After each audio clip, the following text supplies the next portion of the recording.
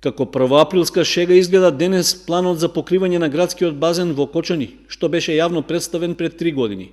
Токму за локалните избори во март 2013-та, идејата за таквиот инфраструктурен зафат се најде во предизборната програма на градоначалникот Радко Димитровски, што беше представена како добро осмислен план за работа за наредниот период.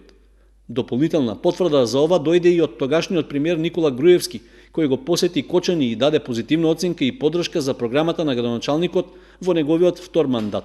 Во програмата на градоначалникот е зацртано да биде покриен, да биде затворен и да може да се користи во текот на целата година. Истовремено градоначалникот планира да донесе и топла вода, која што ќе се вади до оној степен доколку што е потребно да се регулира за базенот за месеците кога ќе биде поладно. Таа е дојдена до тука, значи на 20 метри до базенот практично има цевковод на топла вода и мала инвестиција ќе треба за да се искористи за базенот. Од тогаш Груевски во својство на премиер уште неколку пати дојде во Кочани, но веќе не го спомена планот за покривање на базенот. Инвестицијата што беше прикажана како капитална за развој на спортот и рекреацијата во градот, како да остана подзаборавена, а првиот човек на општината на едно советничко прашање и не даде премногу оптимистички одговор. Не предвидуваме општински средства за покривање на градскиот базен. Тоа стриктно стои и во програмата, значи можно е да остане и нереализирано, околку не се најде интересент кој што ќе прояви интерес за градскиот базен. Пред 3 години тогашниот директор на Агенцијата за млади и спорт дојде во Кочани и рече дека е направен план од каде да се најдат пари за инвестицијата.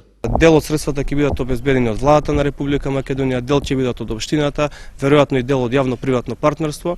Ќе се заокружи целиот концепт и ќе излеземе со конкретни податоци. Па сега е неблагодарно да се кажува, бидејќи мора да се направи нели предмер пресметка на самата инвестиција, се направи проект, меѓутоа олимписките базени, ако се градат од нула по најсовремени стандарди, значи чинат некаде помеѓу 2 и 4 милиони евра. Заедно со покривањето на базенот беше речено дека се планира да се оформи ватерполо клуб, а целиот простор заедно со тениските и другите спортски терени да прераснат во рекреативен центар, што би му се понудил на инвеститор со кој општина Кочани би влегла во партнерски однос. 3 години подоцна базенот е без кров и ги чека топлите летни денови за да проработи според вообичаената 3-децениска дневна шема.